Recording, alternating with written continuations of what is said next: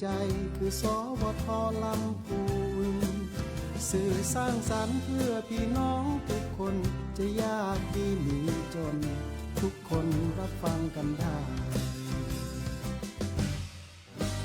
คลื่นเสียงสื่อสารที่สร้างสรรค์สร้างความเข้าใจ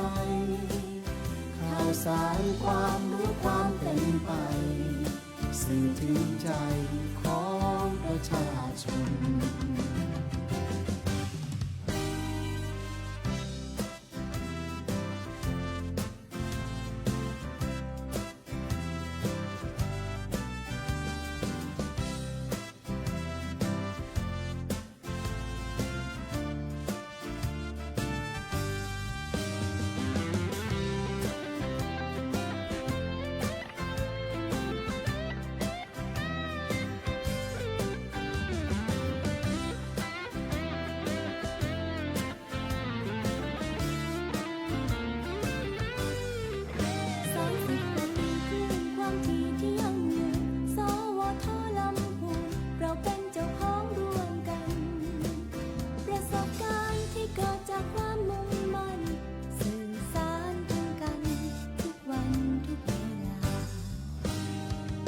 วิทยุแห่งประเทศไทยจุดจำขึ้นใจคือสวทลำพูนสื่อสร้างสรรค์เพื่อพี่น้องทุกคนจะยากดีมีจนทุกคนรับฟังกันได้คลื่นเสียงสื่อสารที่สร้างสรรค์สร้างความเข้าใจข่าวสารความรู้ความเป็นไปสื่อถึงใจของประชาชนสวทลำพูนวิทยุแห่งประเทศไทยสวทลำพูนวิทยุแห่งประเทศไทยสวทลำพูนวิทยุแห่งประเทศไทย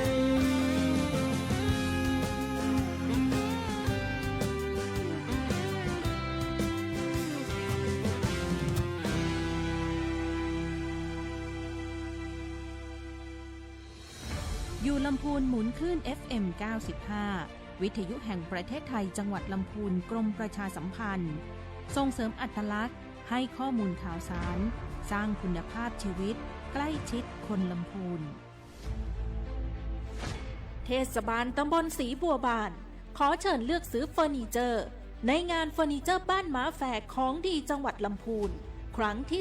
16วันที่26กุมภาพันธ์ถึง1มีนาคม2568นี้ที่บ้านม้าตำบลศรีบัวบานอำเภอเมืองลำพูนจังหวัดลำพูนลดหนักจัดเต็มให้สมกับการรอคอย1 ปีมีครั้งเดียวลดราคาสินค้าทุกร้านมากกว่า 1,000 รายการพบกับโปรโมชั่นสินค้าเฟอร์นิเจอร์เครื่องใช้สำนักงานเครื่องใช้ภายในบ้านชุดเครื่องนอนและสินค้าต่างๆร่วมรายการลดราคามากกว่า 50%ผู้ที่มาร่วมงานยังจะได้พบกับการประกวดบูธแสดงสินค้าผลิตภัณฑ์เฟอร์นิเจอร์กิจกรรมทางวัฒนธรรมและบันเทิงการประกวดหนูน้อยเฟอร์นิเจอร์บ้านม้าแฝกการประกวดดาวเฟอร์นิเจอร์ค้างฟ้าและการแสดงดนตรีจากศิลปินทุกค่ำคืนงานมหกรรมเฟอร์นิเจอร์บ้านหมาของดีจังหวัดลำพูนเฟอร์นิเจอร์คุณภาพดีมีมาตรฐานราคาถูกกว่าท้องตลาดต้องที่หมู่บ้านเฟอร์นิเจอร์ที่ใหญ่ที่สุดในภาคเหนือวันที่26กุมภาพันธ์ถึง1มีนาคมนี้ที่บ้านหมาตำบลศรีบัวบานอำเภอเมืองลำพูนจังหวัดลำพูน สำนักงานพาณิชย์จังหวัดเลยเชิญเที่ยวงานเลยเดอะเบส 2025 ระหว่างวันที่ 26 กุมภาพันธ์ ถึง 2 มีนาคม 2568 ตั้งแต่ 10 นาฬิกาจนถึง 21 นาฬิกา ณ ศูนย์การค้าแจ่มฟ้าช้อปปิ้งมอลล์จังหวัดลำพูน ภายในงานพบบูธจัดจำหน่ายสินค้าจากกลุ่มผู้ประกอบการจากจังหวัดเลยมากกว่า 40 ร้านค้าให้ท่านได้ชมชิมช็อปกันถึงที่พิเศษสุดกิจกรรมสินค้าหน้าทีทองกิจกรรมช็อปแชะ แชร์ลุ้นคูปองเงินสดและกระเป๋าผ้าร่วมชมการแสดงศิลปะวัฒนธรรมและการแสดงดนตรีโฟล์กซองภายในงานทุกวันจัดโดยสำนักงานพาณิชย์จังหวัดเลย สวัสดีเจ้าหลิวอาจารยาเจ้าขอเจิญพี่น้องเจ้าบ้านเฮาเจ้าละปูนงดเผาทุกพื้นที่เพื่อคุณภาพอากาศดีเพื่อสุขภาพดีของทุกคนฮักละปูนบะเผานะเจ้าห่วมแห้งห่วนใจด้วยการงดเผาขยะเผาไรนาและบะเผาป่าเผาขยะเผาไรนาเผาป่ามีความผิดตามกฎหมายและก่อมลพิษ PM 2.5 เลิกเผาเพื่ออากาศและสุขภาพดีๆของหมู่เฮาทุกคนนะเจ้าสวัสดีเจ้าร่วมใจกันยุบเผาเจ้าละปูนร่วมใจอย่างเนี้ยจะอีกันเลยนะแต่อยากคือไฟไม่ป่านี่เตือนเลยนะอย่าเผากันเลยมันผิดกฎหมายอย่าเผากันเลย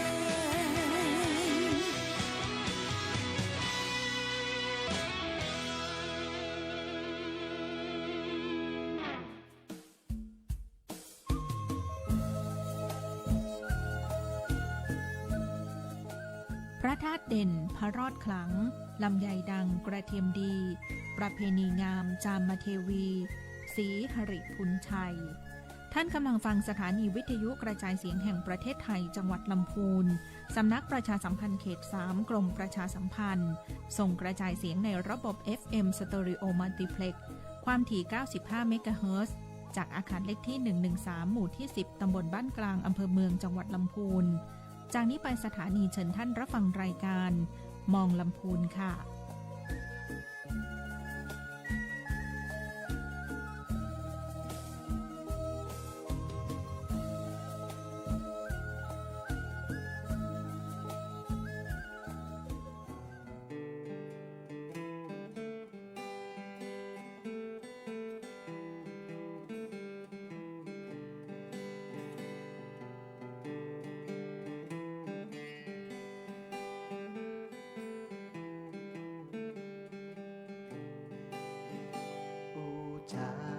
ภาษาพี่น้อ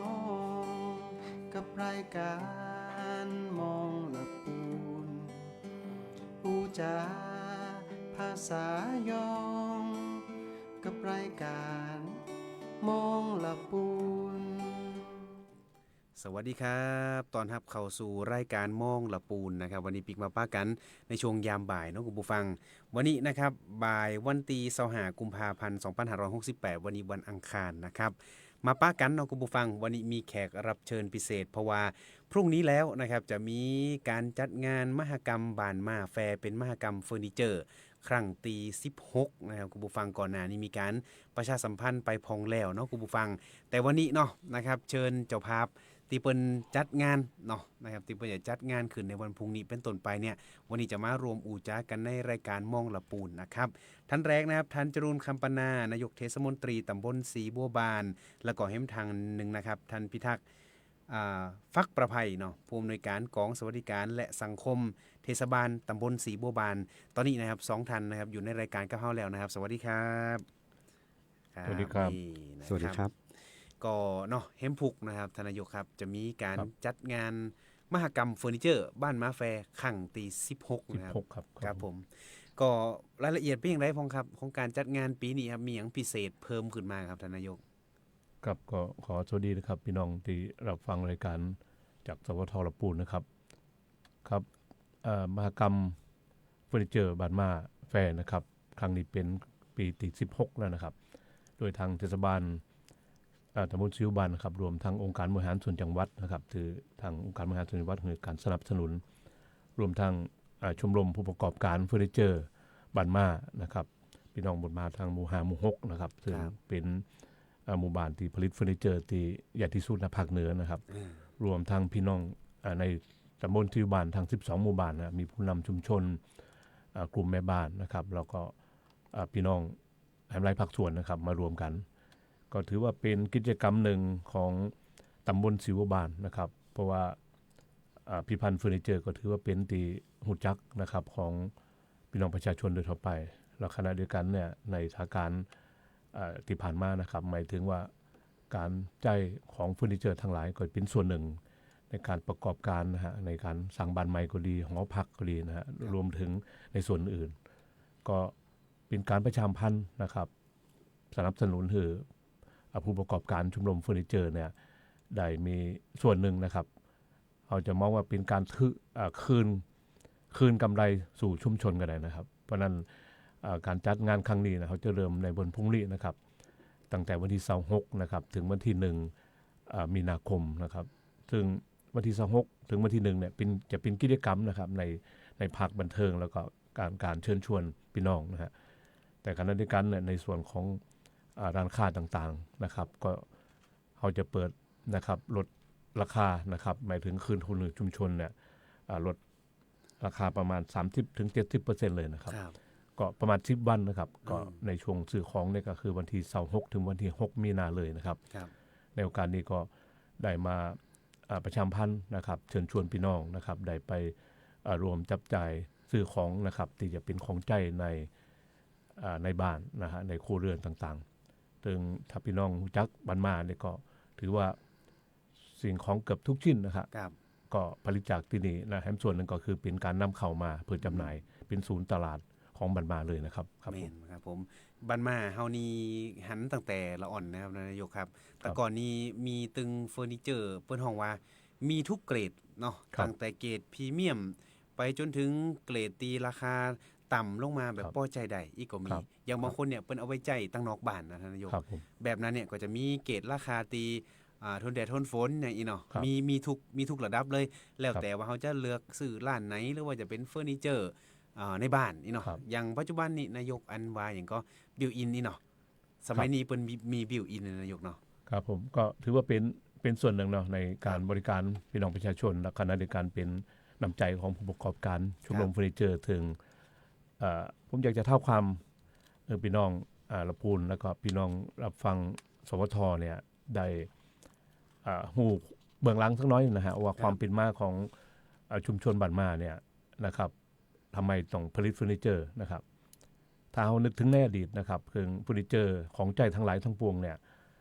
โดยภูมิปัญญาพี่น้องชาวบ้านนะเพิ่นก็จะแปลงใจกันนะฮะแล้วขณะเดียวกันในช่วงยุคแรกๆเนี่ยพี่น้องในเขตพื้นที่นะฮะตำบลบ้านกลางก็ดีมันเคยแจกกันรวมทั้ง4หมู่บ้านเนี่ยก็จะออกไปเลขขายต่างจังหวัดฮะช่วงก่อนๆประมาณ30กว่าปีที่ผ่านมาเนี่ยหรือ40ปีเนี่ยสินค้าเฟอร์นิเจอร์เหล่านี้อาจจะเป็นสิ่งจำเป็นของครัวเรือนก็ได้เพราะว่าบ้านเรือนสมัยก่อนเนาะเรื่องรายได้ก็ดีหรือว่าการใช้จ่ายก็ดีเนี่ยก็จะลำบากแต่พี่น้องชุมชนในแถบตำบลสิบบ้านเองบ้านกลางเคยแจ้น่ะก็จะไปบริการถึงทีเนาะไปแป้งตู่ต่างจังหวัดนะไปอยู่อีสานไปอยู่ภาคกลางไปอยู่ภาคใต้ต่างๆตอนนี้เองเนี่ยในเฟอร์นิเจอร์ฝีมือของคุณละปูนเฮาเนี่ยโดยเฉพาะพื้นที่เฟอร์นิเจอร์เนี่ยที่มันมีฝีมือในดังเดิมเนี่ยก็ยังตั้งรักตั้งฐานนะฮะเป็นพลเล่งอยู่ตั้งภาคอีสานภาคกลางอย่างต่างๆอยู่นะฮะแม้แต่ภาคตะวันออกภาคใต้นะแต่ขณะเดียวกันพี่น้องชุมชนของบ้านมาส่วนหนึ่งเนี่ยส่วนหนึ่งกลับมาฐานนะฮะอันนั้นในช่วงประมาณปี3940เนี่ยนิคมอุตสาหกรรมเกิดขึ้นเนาะแล้วก็การประกอบการส่วนหนึ่งนอกจากมีโรงงานอุตสาหกรรมแล้วเนี่ยก็จะมีสถานที่พักนะครับสำหรับให้คนน้องๆวัยทำงานเนี่ยมีหอพักมีต่างๆเพราะนั้นเฟอร์นิเจอร์เป็นสิ่งจำเป็นสำหรับคนรุ่นใหม่อยู่เหมือนกันจะเป็นตู้เสื้อผ้าก็ดีตู้ใส่รองเท้าก็ดีหรือโต๊ะทำงานต่างๆเนี่ยอันนี้ก็จะเป็นส่วนหนึ่งเพราะนั้นชุมชนบ้านมาเองเนี่ยก็ปิกมาฐานส่วนหนึ่งมาตั้งรักที่หมู่บ้านก็กลายเป็นส่วนหนึ่งผลิตแทนที่จะเป็นผลิตไกลๆเนี่ยแต่ก่อนก็โฮงบ้านโฮงเมืองเนาะก็ปิกมาบ้านอันนี้คือที่มาที่ไปของตลาดชุมชนหมายถึงว่าพี่น้องบ้านมาปิกมาตรงนี้ทำมือนอกจากบริการในส่วนของหอพักแล้วเนี่ยความจำเป็นของบ้านสมัยใหม่ก็มีความจำเป็นอย่างดีโต๊ะชุดรับแขกที่นอนต่างๆเนี่ยก็กลายเป็นชุมชนที่ได้รู้จักกันในตรงนี้เองเนี่ยผู้ประกอบการนะครับชมรมเฟอร์นิเจอร์ก็คิดว่ามีผู้ประกอบการหลากหลายอยู่นะฮะเขามีของหลายๆประมาณพันชิ้นนะฮะหมายถึงว่าความจำเป็นของแต่ละส่วนนะครับทางตู้กับข้าวทางตู้ใส่ที่นอนหรือว่าโต๊ะรับแขกต่างๆเนี่ยก็เลยมารวมกลุ่มกันนะฮะแล้วก็มีการประชาสัมพันธ์ ซึ่งสมัยก่อนเนี่ยในสื่อไอทีต่างๆอาจจะมีแต่นะฮะอาจจะบอกต่อกันเราหูจักนี่นะฮะแล้วก็เป็นของที่มีคุณภาพอย่างดีเจว่านะฮะดีเจบอกว่าเป็นของที่มีคุณภาพแล้วผลิตโดยฝีมือของชุมชนก็จัดมาส่วนหนึ่งนะครับก็เป็นส่วนหนึ่งที่ทำให้บัตรมาเองได้เป็นหูจักส่วนหนึ่งแล้วก็สินค้าเขาได้บริการประชาชนไปส่วนหนึ่งครับครับผมก็อย่างว่าไปเนาะผลิตเองก็มีนะครับบางคนเปิดขายได้แบบโมเดิร์นนี่เนาะของบัตรมาเนี่ยจะไปว่าเปิ้นเฮาอย่างตกเทรนด์อิมเจนะเปิ้นก็มีสั่งเอาของนอกของยังมานะเข้าเทรนด์เนาะท่านนายกเนาะแล้วก็ราคาเนี่ยนะครับก็คืออย่างบ้านเฮานี่เนาะการจัดส่งเนี่ยเปิ้นก็มีที่กึดสตังค์เนาะก็คือสมมุติว่าเปิ้นจะมีระยะส่งอย่างบางคนเนี่ยก็ส่งภายในจังหวัดลำพูนฟรีนะนายกแต่ครับผมการนี้ก็เป็นการบริการส่วนหนึ่งนะครับถ้าเป็นพี่น้องในไก่เคียงนะฮะทางลำพูนเชียงใหม่แถบนี้เนี่ยก็ถือว่าเป็นการบริการในแง่ของการบริการหลังการขายด้วยนะครับผมครับก็ประมาณนี้เนาะถ้าไกลๆอย่างสมมุติว่าบ้านมาจะไปเมืองงาเนาะสีโบบานส่งฟรีครับผมข้ามไปบ้านมาสีโบบานฝั่งตั้งตุงยาวนะส่งฟรีแน่นอนก็มีตั้งแต่แบบเกรดถูกจนถึงเกรดแพงนะครับอันนี้ก็เป็นประวัติความเป็นมาเนาะบางคนก็เอาองค์ความรู้เนี่ยไปตั้งโลกลากที่อื่นเนาะไปเจริญเติบโตที่อื่นบางคนก็ปิกมาพัฒนาที่บ้านตัวเก่าเองก็มีอย่างถึงในเรื่องของการพัฒนาเนาะอันนี้ยกตัวอย่างเนี่ยอย่างบันมานี่ร้านตีแต่งงามสุดนี่ผมขออนุญาตโหวตสุวิทย์อันนี้มันจะได้การสปอนเซอร์มานะสุวิทย์เฟอร์นิเจอร์เนี่ยเพิ่นแต่งร้านเพิ่นงามแต่ละครับผมในหันเนี่ยวันนั้นนี่ก็มีโอกาสได้ไปซื้อโคของตัวเก่าไปดูครับท่านนายกก็ปรากฏว่าตั้งในหันนี้เปิ้นมีการตกแต่งสวยงามแต่เลยแล้วก็มีห้องชุดห้องเหมือนแต่งคล้ายๆกับเหมือนในบ้านน่ะจำลองในบ้านเราเนี่ยคือคนไปซื้อปุ๊บมันหันภาพเลยว่าเนี่ยถ้าบ้านเฮาทำอย่างอี้นี่คือมันถึงจะงามออกมาอย่างที่เปิ้นจัดเสร็จเฟอร์นิเจอร์ไว้หือเลยเปิ้นจะมีแบบตัวอย่างหือหมดเลยใครตีไปลำฮู้ว่าจะแต่งบ้านอย่างนั้นคือสามารถไปดูในงานได้เลยแล้วร้านในช่วงนั้นนี่เปิ้นจะปิดค่ำปิดดึกครับท่านนายกครับครับผมก็ในช่วงงานเทศกาลเฟอร์นิเจอร์เนี่ยครับทางชมรมผู้ประกอบการได้ประชุมกันนะครับว่าเอาจะเปิดร้านนะฮะแล้วคณะกรรมการเดินดีเจแอร์ว่านะในส่วนของร้านเองก็จะตกแต่งนะครับเพื่อคือสมกับงานนะฮะเราคณะกรรมการผู้มาชมนะเรามีร้านค้าหลากหลายนะครับก็หรือว่าแม้แต่สินค้าแต่ละร้านเนี่ยอาจจะแตกต่างกันไปนิดหน่อยอย่างต่างก็จะไปรวมกันนะครับอันนี้ก็เป็นส่วนหนึ่งในเรื่องของการสร้างสรรค์บรรยากาศในช่วงเทศกาลนี้นะครับแถมส่วนหนึ่งอยากจะประชาสัมพันธ์คือกลาง พี่น้องตัวนะครับว่านอกจากช่วงงานเนี่ยเป็นการคืนกำไรสู่ชุมชนแล้วเนี่ยในส่วนของชมรมเองเนี่ยชมรมผู้ประกอบการเนี่ยส่วนใหญ่ณวันนี้เองเนี่ยเพิ่นรวมกลุ่มกันมาตั้งแต่แรกนะอย่างที่กล่าวแล้วก็มาจัดงานเฟอร์นิเจอร์เนี่ยในกิจกรรมสาธารณประโยชน์เนี่ยเพิ่นก็มีชมรมของเพิ่นนะฮะแล้วเพิ่นก็เก็บเพราะเฮาเนี่ยลงทุนหมายถึงว่ามีการออมกันอย่างต่างไปทำงานกิจกรรมที่เป็นสาธารณประโยชน์นะครับอย่างกรณีที่ผ่านมาแล้วกันยกตัวอย่างน้ำท่วมกรณีที่จังหวัดเชียงรายนะฮะแถวแม่สายเนี่ยชมรมเปิ้นก็ขุนของนะฮะปิ้นหมอนปิ้นที่นอนปิ้นอย่างต่างเนี่ยไปส่วนระดมจากชมรมรวมทั้งเงินของชมรมส่วนหนึ่งเนี่ยเปิ้นเอารถต่างกันไปเลยฮะทั้งชมรมไปเยี่ยมพี่น้องเจ้าบ้านที่ถูกน้ำท่วมบ้านไหนอย่างแจกหมอนพองอย่างพองอันนี้เป็นน้ำใจส่วนหนึ่งนอกจากภายในจังอันนี้เป็นต่างจังหวัดภายในจังหวัดเองก็เช่นเดียวกันรอบพื้นที่เนี่ยอาจจะมีการบ้านประสบอัคคีภัยพองหรือว่าปัญหาในส่วนอื่นๆพองเนี่ยชมรมเองพอทราบข่าวเพิ่งจะไปอันนี้ก็เป็นส่วนหนึ่งของนักธุรกิจรุ่นใหม่เนี่ยเราก็เป็นชุมชนตีถือว่ามีน้ำใจส่วนหนึ่งกับของชมรมนี่อันนี้ก็อยากไปชมพันธ์หรือกิจกรรมเป็นตัวนะครับผมอันนี้ก็เป็นการช่วยเหลือเนาะย้ำว่าจะเป็นอุทกภัยเนาะหรือว่าอัคคีภัยยังเตอเนี่ยประสบเหตุเนาะอย่างอัคคีภัยเนาะท่านนายกไฟไหม้กรรมนี่มันไปหมดหรอใช่ครับอย่างจังเตอเนี่ยบางคนก็เก็บสตังค์เป็นปึกไว้ในบ้านเนี่ยไหม้ไปเฮ็ดกันหมดต่างโต๊ะก็ได้ที่นอนก็มีนอนไหนก็ฮู้เนาะตั้งชมรมเพิ่นก็มีการเข้าไปช่วยเหลืออย่างของจังหวัดลำพูนก็มีการช่วยเหลือเหมือนกันโดยเฉพาะก่อนหน้านี้เนาะน้ำท่วมนี่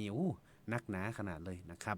ก็ยังว่าไปเนาะงานเฟอร์นิเจอร์บ้านมาในช่วงนั้นเนี่ยร้านค้าอาจจะปิดดึกนิดนึงก็สามารถไปแอวดูกันได้เนาะเปิ้นก็ลดราคา 50-70% ก็อาจจะตั้งแต่ 30% ขึ้นไปเนาะจนถึง70ก็คือช่วงนั้นเนี่ย นะครับเป็นมีราคาโปรโมชั่นแต่ตามที่บนโฆษณาบอกว่าจะมีการลดไปจนถึงวันที่6มีนาเนาะ ครับผม หลังงานจบแล้วเนี่ยยังมีต่อให้อยู่ ครับก็10 วันนะครับคือ 10 วัน 26ถึงวันที่6นะอันนี้คือแต่ในช่วงวันที่26ถึงวันที่1เนี่ยเป็นกิจกรรมที่มีความบันเทิงแล้วก็กิจกรรมในเรื่องของการประกวด ซึ่งในรายละเอียดอยากจะให้ทางผอ.ได้กล่าวว่าเทศบาลตำบลศรีบ้านเฮาเองครับในส่วนขององค์การบริหารส่วนจังหวัดนะครับรวมทั้งชมรมเนี่ยนอกจากจัดงานแล้วนะเฮาจะสร้างบรรยากาศหรือว่าการเสริมสร้างกิจกรรมของชุมชนอย่างที่ผมนะครับ ครับ ผม โอเคเนาะในส่วนของการจัดงานกิจกรรมมีอย่างพงครับท่านผอ.ครับผมท่านผอ.พิทักษ์เนาะผอ.กองสวัสดิการและสังคมเทศบาลตำบลศรีบัวบานครับผม ครับสวัสดีครับสวัสดีท่านผู้ฟังนะครับทางสวทลำพูนนะครับ95 เมกะเฮิรตซ์ทุกท่านนะครับในส่วนของกิจกรรมนะครับตามโครงการมหกรรมเฟอร์นิเจอร์บ้านม้าแฟร์ของดีจังหวัดลำพูนนะฮะปีนี้เขาจัดเป็นครั้งที่16แล้วนะครับแล้วก็กิจกรรมเนี่ยอย่างที่ท่านนายกได้นำเรียนไปนะครับเขาจัดทั้งหมด4 วัน 4 คืนเลยทีเดียวนะครับสถานที่ก็ยังเป็นสถานที่เดิมนะครับที่การสมานชัยนะครับวันแรกนะครับก็คือวันพุธที่26นะครับ26 กุมภาพันธ์วันพรุ่งนี้นะครับกิจกรรมจะมีอยู่2 ภาคนะครับมีในส่วนของภาคกลางวันแล้วก็ภาคกลางคืนนะครับภาคกลางวันนะครับก็จะมีการประกวดในส่วนของการผลิตของที่ระลึกนะครับจากเศษวัสดุเหลือใช้นะครับจากการผลิตเฟอร์นิเจอร์นะครับมีการประกวดบูธแสดงสินค้าเฟอร์นิเจอร์นะครับอันนี้ทางแต่ละร้านค้านะครับที่เข้าร่วมประกวดวันนี้ก็ได้มีการเข้าไปประดับประดาตกแต่งนะครับบูธของตัวเก่านะครับแล้วก็จะได้มีการนำสินค้านะครับที่มีความโดดเด่นนะครับของร้านตัวเก่านะครับมารวมกันประกวดนะครับแล้วก็จะมีการประกวดในเรื่องของผลิตภัณฑ์นวัตกรรมเฟอร์นิเจอร์นะครับที่มีความโดดเด่นในช่วงบ่ายนะครับก็เราก็จะได้เห็นในส่วนของผลิตภัณฑ์นะครับที่ได้รับการพัฒนานะครับมีความแปลกๆใหม่ๆนะครับซึ่งถือว่าเป็นนวัตกรรมนะครับแล้วในส่วนของกิจกรรมภาคกลางคืนนะครับก็จะเริ่มตั้งแต่เวลา 18.30 นะครับหรือว่า 6 โมงเกินเป็นต้นไปนะครับท่านประธานพิธีเปิดนะครับปีนี้เราได้รับเกียรติจากท่านรองผู้ว่าราชการจังหวัดลำพูนนะครับมาเป็นประธานพิธีเปิดโครงการนะครับพิธีเปิดจะเริ่มตั้งแต่เวลาทุ่มเป็นต้นไปนะครับก็มีการแสดงในพิธีเปิดงานนะครับเป็นชื่อการแสดงก็เป็นเบิกฟ้าศรีบัวบานนะครับแล้วก็พิธีเปิดงานนะครับโดยจะมีการกล่าวรายงานนะครับวัตถุประสงค์และการสนับสนุนโครงการนะครับโดยตัวแทนขององค์การบริหารส่วนจังหวัดนะครับแล้วก็กล่าวรายงานการจัดงานโดยท่านนายกจรูนนะครับหลังจากนั้นก็ท่านรองผู้ว่านะครับก็จะได้เกียรติเป็นประธานในพิธีเปิดงานนะครับต่อมานะครับเขาก็จะได้เชิญนะครับในส่วนของท่านประธานนะครับได้เดินชมในส่วนของบูธนะครับแสดงสินค้านะครับแล้วก็รางวัลนะครับที่ได้รับการชนะนะครับแล้วก็มีครับแล้วก็มีการมอบรางวัลนะครับคือกับผู้ที่ได้รับรางวัลนะครับเมื่อเสร็จสิ้นพิธีเปิดงานแล้วนะครับก็มีในส่วนของการแสดงภาคความบันเทิงนะครับก็จะเป็นการแสดงดนตรีโดยวงสมปองนะครับอันนี้คือในส่วนของวันแรกของการจัดงานนะครับกิจกรรมนี้แน่นขนาดไหนเนาะวันแรกนี่วงสมปองวงสมปองนี่เป็นวงสตริงก่อผมไปเซิร์ชในอันเนี้ยนายกผมพูดเลยครับ ก็คงฝากพี่น้องมาชมแล้วกันแต่วันที่2วันที่27จนถึงวันที่1นี่วงดนตรีน่าสนใจครับท่านนายกถ้าวัดเมืองเถินนี่เนาะครับอันเดียววันที่2แล้วกันครับวันที่2ต่อเลยนะครับวันที่2มีรายละเอียดวันที่2นะครับกิจกรรมภาคกลางวันนะครับก็มีการแสดงบูธนะครับการแสดงผลิตภัณฑ์นะครับแล้วก็จำหน่ายสินค้าเฟอร์นิเจอร์นะครับท่านก็สามารถมาเลือกซื้อได้นะครับแล้วก็กิจกรรมภาคกลางคืนนะครับเขาก็จะมีการประกวดดาวเฟอร์นิเจอร์ค้างฟ้าดวงดีนะครับอันนี้คนที่เขาร่วมการประกวดจะต้องอายุเกิน60 ปีนะครับก็สามารถมาคือกำลังใจผู้เข้าร่วมการประกวดกันได้นะครับแล้วก็ปิดท้ายด้วยนะครับการแสดงวงดนตรีนะครับของไอ้ทวัฒน์เมืองเถินนะครับแล้วก็น้องปุ๋ยฝ้ายนะครับอันนี้คือในส่วนของกิจกรรม ค่ำคืนที่2นะครับ ครับผม ครับและคืนที่3นะครับคือวันศุกร์ที่28กุมภานะครับกิจกรรมภาคกลางวันก็ยังเหมือนเดิมนะครับแต่กิจกรรมภาคกลางคืนนะครับจะมีการประกวดหนูน้อยเฟอร์นิเจอร์นะครับก็สามารถมาให้กำลังใจน้องๆหนูๆนะครับได้มาแสดงความสามารถบนเวทีกันได้นะครับแล้วก็จะมีการแสดงวงดนตรีเดอะเพอนะครับอันนี้ก็ศิลปินรัฐคนเมืองบ้านเราเนี่ยนะครับเดอะเพอ นัดกิติสารเนาะ นำทีมโดยนัดกิติสารจะได้เจอกันแน่นอน ครับผมอันนี้ ครับผม ก็ฝากประชาสัมพันธ์มาแอลกันเยอะๆนะครับ แล้วก็วันสุดท้ายนะครับวันเสาร์นะครับกิจกรรมภาคกลางวันก็ยังเหมือนเดิมอยู่นะครับ แต่ว่ากิจกรรมภาคกลางคืนเนี่ยก็จะมีพิธีปิดนะครับโดยท่านนายกจรูนนะครับหลังจากนั้นก็มีการประกวดยังมีเหมือนเดิมนะครับเป็นการประกวดธิดาสาวสองดวงดีนะครับแล้วก็ปิดท้ายด้วยการแสดงลำวงของไอ้ทัดเดอะไมล์นะครับ นี่ก็ถือว่าอัดแน่นเนาะทานนายกเนาะ ครับ กิจกรรมนี้อัดแน่นตึงกลางวันก็มีกลางคืนนี่ก็จัดเน็ตเหมือนกันนะเน็ตตึงวันเหมือนกันเนอะปีนี้นี่อันอย่างก็ศิลปินนี่ถือว่าโอเคเลยทีเดียว แต่ ก็ คือว่าคืนวันที่28เนี่ยนะฮะ อ่า คือว่าที่ผมรู้จักก็คือวงเดอะเพอวง อ่า วงเนี่ยเพราะว่าเป็นเครื่องมือแบบพื้นบ้านเนาะ อืม มีสลอมีอย่างนี้แล้วก็ แม่นๆ เพลงก็ดูคือคืนดี เพลง ครับ มนต์ เดอะเพอครับ ขั้นแล้วนี่อันอย่างก็ตีอันอุโมงค์เนาะงานใส่โอเพื่อก็เอาไป อ๋อครับ มีเดอะเพอมีนะวงเดอะสลอเนาะมี อ่ามี 2เดอะที่บนไปตัวกันเนี่ยนะก็เนาะใครที่อยากจะไปเจอความสนุกสนานแล้วก็โปรโมชั่นพิเศษไปกันได้เนาะแล้วก็ยังว่าไปเนาะนะครับเปิ้นก็จะมีการประกวดด้วยทานนายกเนาะประกวดร้านค้าต่างๆ ที่เปิ้นมีผลิตภัณฑ์ที่ทำจากของเศษวัสดุเหลยใช้ลองไปดูว่าเปิ้นจะเอาไปแปลงหยังนะครับช่วงวันที่26กุมภาพันธ์ถึง1มีนาคม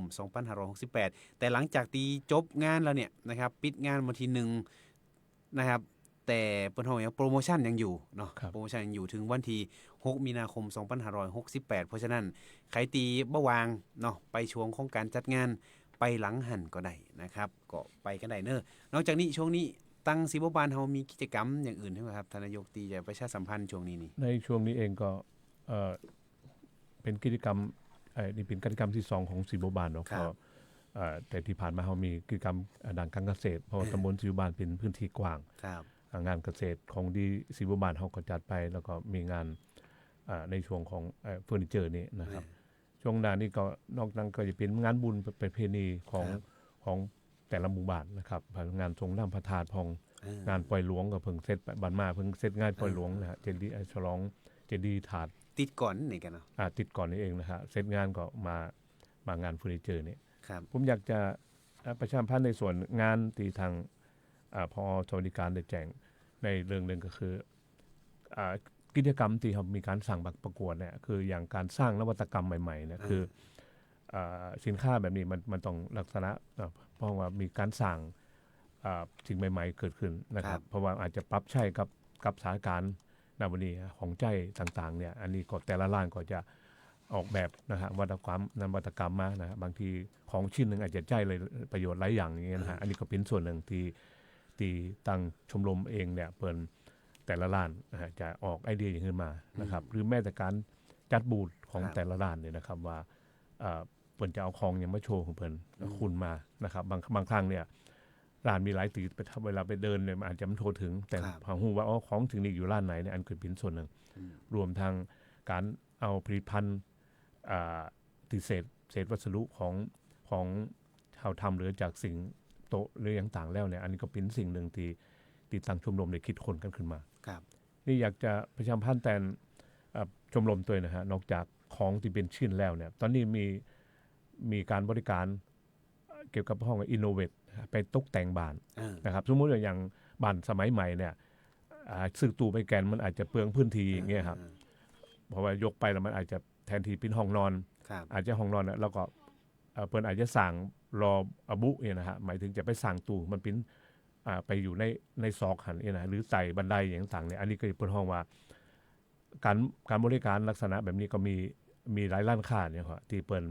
ดลักษณะไปรับไปอุนิเวศตกแต่งบ้านห้องพระก็ดีนะครับห้องนอนก็ดีนะคือมันสมกับบ้านยุคสมัยใหม่เนี่ยอันนี้ก็มีส่วนหนึ่งนะครับถึง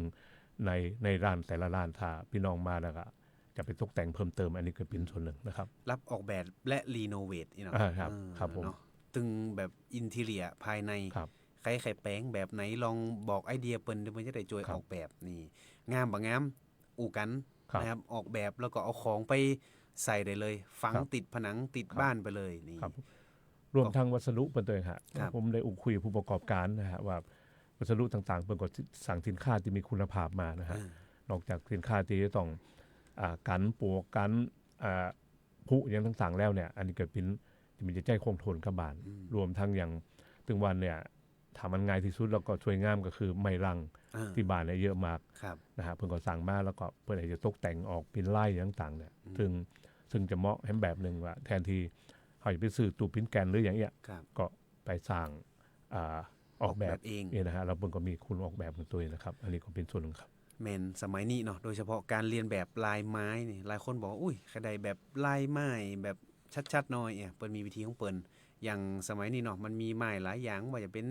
ไม้พาราเนาะไม้ลังก็มี ครับ เนาะไม้ซักนี่ตั้งบัดเดี๋ยวนี้ยังมีขายอยู่ครับตั้งบัดมานี่ ไม้ซักก็ยังมีอยู่ครับ ยังมีอยู่เนาะ ครับ แต่ต้องไปเลือกดูร้านเอาว่าร้านไหนขาย ครับผม เนาะ ครับมันมีของ ก็คือมีทุกประเภทแหละหลายคนก็บอกว่าเอ้าถ้าไปมันจะมีก็แบบน็อกดาวน์หรือเปล่าเนาะเปิ้นก็เลยบางคนเปิ้นเสาะหาแบบว่าอันหยังก็ไม้แต้ๆเนี่ยไม้ ครับ แต้ อันนี้ ๆเป็น อัน ไม้ นี้เป็น ซัก คือมีการประยุกต์คือจากที่ผมเล่าว่าแต่ดังเดิมสมัยก่อน ครับ ก็เพิ่นก็แปลงตู้ไม้ซักแปลงตู้กับข้าวอย่างเงี้ย เออ โดยใช้ไม้อัดไม้อย่างนี้นะแต่ตรงนี้คือมันทันสมัยแล้วก็คงทนนักขึ้นเพิ่นก็เอาไม้รูปแบบที่ดีนะฮะมีคุณภาพมา อืม ครับรวมไปถึงเรื่องของการสั่งนะครับรูปแบบใหม่ๆเกิดขึ้นเนี่ยอันนี้เป็นส่วนหนึ่งอยากจะประชาสัมพันธ์ส่วนหนึ่งเนี่ยวันนั้นผมมีโอกาสได้ประชุมกับทางผู้ประกอบการ ครับ เราโดยเฉพาะยิ่งผู้ประกอบการชุดนี้ก็เป็นรุ่นมือสองหมายถึงรุ่นใหม่ รุ่นลูกแล้วนะ รุ่นลูกมาแล้วครับเพราะฉะนั้นคุณเหล่านี้เองกำลังจะมองว่าตลาดสมัยก่อนเนี่ยมันเป็นลักษณะสื่อสารที่ว่านะณวันนี้เองเนี่ยกำลังจะคุยกันนะฮะถึงจะต้องหาความร่วมมือทางอบจเนาะในฐานะที่สนับสนุน เกี่ยวกับเรื่องการค้าของชุมชน สนับสนุนมากกว่าปีเนาะปีนี้ก็ยัง สนับสนุนแต่หมายถึงเขาจะพัฒนาในเรื่องของไอทีสมัยใหม่ในการขายอาจจะเปิดพื้นที่บามาเนี่ยเป็นตลาดเฟอร์นิเจอร์ไปเลยนะฮะแล้วก็ทุกร้านก็เข้ามาอยู่ในหันคล้ายๆเขามาสั่ง เอามารวมไว้ทีเดียว สั่งการ์ดบุญจออ่ะ เออ เราสมมุติเพิ่นจะซื้อเหมือนที่เพิ่นซื้อของทุกวันเนี่ย สมมุติว่าใครได้ไปร้านนี้กดเข้าไป ครับ เรา เราก็มีราคาอย่างเงี้ยแล้วก็นี่กำลังคุยกันตรงนั้นว่าเขาต้องปรับประยุกต์ตามความต้องการของสังคมนะวันนี้เองอะ เมน มันก็แทนที่เพิ่นจะซื้อนะครับรถมาพอมันก็เปลืองเนาะบางทีก็เซาะป้าเนี่ยแต่หนึ่งน้อยเท้าเปิดตลาดแบบไอทีนะ อันนี้ก็เป็นส่วนหนึ่งที่ ครับ ได้มีประเด็นในคุยกันเพราะนั้นนี่ก็เป็นบทบาทของท้องถิ่นนะฮะโดยเฉพาะยิ่งทางเทศบาลเองเนี่ยรวมทั้งอย่างองค์การบริหารส่วนจังหวัดซึ่งสนับสนุนมาเนี่ยเขาจะเปิดตลาดสินค้าชุมชนลักษณะเนี้ยเนาะพอตลาดเปิดหลายแบบเนาะอาจจะมาเปิดการ์ดแล้วก็เอาของมารวมกันนะแต่พื้นที่ลักษณะเนี้ยเขาก็ลองตัวสังคมตรงนี้ตัวนะครับอันนี้ก็เป็นส่วนหนึ่งครับ ถ้าเป็นเว็บไซต์รวมของชุมชนบ้านม้าศรีบัวบานอีใดแต่ก็จะดีเนาะ ครับผม แล้วก็สมมุติว่าใครมีสินค้าใหม่อัพขึ้นบนเว็บไซต์ แล้วก็คือคนอื่นเนี่ยไปเลือกบนหันอันนี้ก็จะดีนะเพราะปัจจุบันนี่เนาะทานนายกมันมีตึงบัดเดี๋ยวนี้มันมีหลายแบรนด์เนาะที่ดังๆเนี่ยอย่างแบรนด์สีเหลืองสีเขียวนะบัดเดี๋ยวนี้มันมีเยอะมากแบรนด์สีน้ำเงินเนี่ยได้รับความนิยมมาเดี๋ยวนี้จะมาเปิดที่เชียงใหม่แล้วแฮมตีนึงเนาะแต่อันนั้นเนี่ยเปิ้นมีคือพอบนเว็บไซต์เลยสามารถดูแบบไม่ต้องมาถึงที่ก็สามารถเลือกซื้อได้เนี่ยถามหน่อยนี้เป็นไปได้ก็ได้จัดนิดเนาะแต่ตรงนี้เองเนี่ยที่คุยผู้ประกอบการบ้างได้ที่เปิ้นมีเพราะว่าเปิ้นมีลูกหลานที่เข้าถึงไอทีเปิ้นก็ทำอยู่แล้วแต่ถ้าถามผมก็เลยมีประเด็นว่าถ้าเขาเปิดตลาดแบบส่วนหนึ่งนะบางด้านเปิ้นอาจจะมีของแต่เปิ้นอาจจะมีงบลงทุนหรือว่ามีความชำนาญด้านนี้เขาเข้ามาใส่ในตลาดเฟอร์นิเจอร์บ้านไม้อย่างเงี้ยนะฮะมาช่วยเปิ้นนี่เนาะครับช่วยกันครับผมอันนี้ต้องดูในอนาคตนะครับเพราะว่าอย่างตีนายกบอกเนี่ยบางร้านมีพอผมก็เข้าไปพอมันอยู่เหมือนกันเพราะว่ามันจะมีโซนต่างๆเนี่ยมันจะมีเรื่องโซฟาเรื่องตีนอนเรื่องอินทีเรียอย่างที่นายกว่าเนาะเปิ้นก็จะมีหือดูในหันเนี่ยแล้วก็อันเหมือนก็ร้านมันจะมีร้านตีสมมุติว่าเป็นคนแก่ๆยังไม่ได้ถ่ายหือรุ่นลูกเตออันนั้นนี่เดี๋ยวเขาก็จะมีคนไปช่วยเห็นอันนี้ก็น่าจะเป็นบทบาทของทางเทศบาลหรืออบจรวมทั้งผู้ประกอบการด้วยนะฮะว่าเขาตกลงกันทำตรงนี้แล้วก็เขาจะสร้างพื้นที่ตรงนี้มันก็เป็นส่วนหนึ่งในการพัฒนา การขายในอนาคตครับ อันนี้ของในอนาคตเนาะแล้วก็สุดท้ายครับทานนายกครับมีอันอย่างก็ฝากเน้นย้ำประชาสัมพันธ์งานที่จะจัดขึ้นแฮมรอบนะครับก่อนที่จะอันอย่างก็ก่อนที่งานจะเปิดพรุ่งนี้เนาะครับผมครับก็ถือโอกาสประกาศเชิญชวนกับพี่น้องที่รับฟังการกระจายเสียงจากสวทนี่นะครับวันพรุ่งนี้นะครับเราจะเปิดงานนะครับในงานมหกรรมนะครับเฟอร์นิเจอร์นะครับบ้านมาแฟร์นะครับในครั้งที่16นะครับระหว่างวันที่26ถึงวันที่1มีนาคมนะครับแต่ขณะเดียวกันเนี่ยในส่วนของการลดราคาต่างๆเนี่ยทางผู้ประกอบการเนี่ยโอกาสอีก10วันนะครับถึงตั้งแต่วันที่26ถึงวันที่6มีนานะครับ26กุมภาพันธ์ถึงวันที่6มีนาอยากเชิญชวนพี่น้องนะครับในช่วงงานนะครับไปแอลบ้านมานะครับรวมทางไปจับจ่ายซื้อของนะรวมทางไปสนุกสนานนะครับกับพี่น้องในชุมชนศรีบัวบานนะครับซึ่งจะมีทางกลุ่มแม่บ้านนะครับทางอันนี้คือประกาศของธิดาดวงดีนะครับก็คือคุณทงใบเลยนะครับที่อายุ60ขึ้นไปแล้วก็ถือว่าเป็นกิจกรรมส่วนหนึ่งของแต่ละหมู่บ้านรวมทั้งหนูน้อยเฟอร์นิเจอร์นะครับก็น้องๆลูกหลานก็จะไม่ได้แสดงความสามารถนะครับว่ารู้จักชุมชนของขนาดไหนนะครับอันนี้รวมทั้งจะมีงานกิจกรรมบันเทิงต่างๆก็ถ้าพี่น้องมีโอกาสเยี่ยมไปสัมพูนหรือมีเวลาอย่างต่างก็เชิญชวนทุกท่านนะครับไปแอวงานนะครับเฟอร์นิเจอร์บ้านมาครั้งที่16นะครับที่ตลาดสมานชัยนะครับบ้านมาหมู่ที่6นะครับครับผมครับผมนี่นะครับก็มีโปรโมชั่น10วันแต่กันสามารถไปก็ได้แต่กูปีนี้มีอันประกวดอันอย่างก็ที่ดาเฟอร์นิเจอร์ปีนี้ตัดไปก่อนนี่กันนายกครับคำว่าธิดาเพิ่นอย่างว่านะคือลูกหลานในพื้นที่ก็ได้คุยกันนะครับว่าลูกหลานเฮาส่วนใหญ่เฮาก็บ่ค่อยมีเวลากันไปเรียนหนังสือพ่องหยังพ่องนะครับที่จะมีก็คือตอนนี้ก็คือสวครับ อายุ60ขึ้นไปนะอันนี้เป็นกิจกรรมสิ่งหนึ่งถึงผมถือว่าเป็นส่วนหนึ่งนะครับแล้วเขาก็เป็นมาสนุกสนานกันนะฮะคุณที่มีปฏิญาณไว้พริบต่างๆเราก็เกณฑ์เฮาจะว่าคือคะแนนต่างๆจะเป็นลักษณะลงดีนะครับซึ่งในงานตามจือเลยเนาะตามจือคือพอเข้ารอบยังไปแล้วเนี่ยไผจะไปเลิกอย่างต่างอันนี้ก็สนุกสนานดีครับคือมันเป็นเครื่องแข่งขันอ่ะทุกคนมีความสามารถกันหมดนะฮะแต่ไผจะลงดีแต่อันนี้ก็เป็นส่วนหนึ่งครับเดี๋ยวไปดูการตัดสินกันเนาะเพิ่นบอกว่างานนี้ขึ้นอยู่กับดวงแต่ถ้าเป็นที่ดาเฟอร์นิเจอร์กูเตอร์นี่เอาลูกๆหลานๆมาเนาะก็จะซีเรียสนิดนึงมันจะเปิ้นเฮาว่าอย่างก็แข่งแบบเป็นทางการเนาะอย่างอันนี้เองเนี่ยมากับดวงเดี๋ยวไปดูการตัดสินวันนั้นเนี่ยที่ดาดวงดีอายุ60ปีขึ้นนี่เนาะจะเป็นอย่างไรต้องไปติดตามแล้วก็มีวันสุดท้ายเนาะมีประกวดอันอย่างก็ธิดาสาว2ธิดาสาว2อันนั้นก็เป็นส่วนหนึ่งวันนั้นก็ทายมวลอยู่เด้อใครเคยหันเปิ้นประกวดเนาะกลุ่ม LGBTQ+ เนาะก็เปิ้นก็จะไปสนุกสนานกันก็ลองไปติดตามกันดูนะครับส่วนของหนูน้อยเฟอร์นิเจอร์เนี่ยเฮาจะคือน้องแสดงความสามารถอันนี้มันชื่อว่ามากระดวงเนาะมันนี่มากระดวงค่ะอย่างน้อยเลยลูกหลานเฮาเข้าไปสู่โลกกว้างเนี่ยอันนี้ก็ใจปฏิญาณไว้พริบส่วนหนึ่งกับความสามารถอันนี้จะเป็นเจนหลานเลยเจนหลานครับผมเจเนอเรชั่นหลานก็แต่ละช่วงวัยก็จะมีเนาะ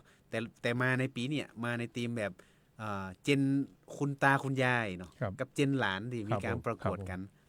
ก็แปลกใหม่ดินะครับกิจกรรมแต่ละปีมันซ้ำกันจะได้มันกายครับผมก็ไปเอวกันได้เนาะ26ถึง26กุมภาถึง1มีนา2568นะครับก็ขอเชิญชวนนะครับ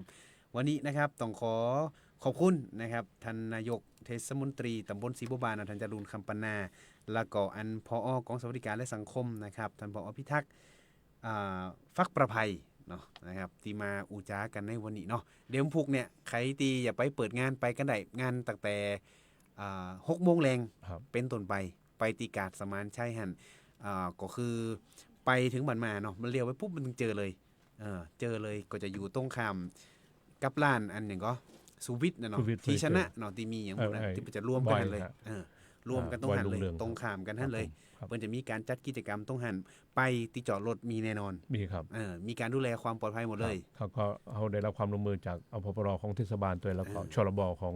พี่น้องหมู่บ้านหมู่ที่5ที่6ครับครับผมมีที่จอดรถแน่นอนครับผม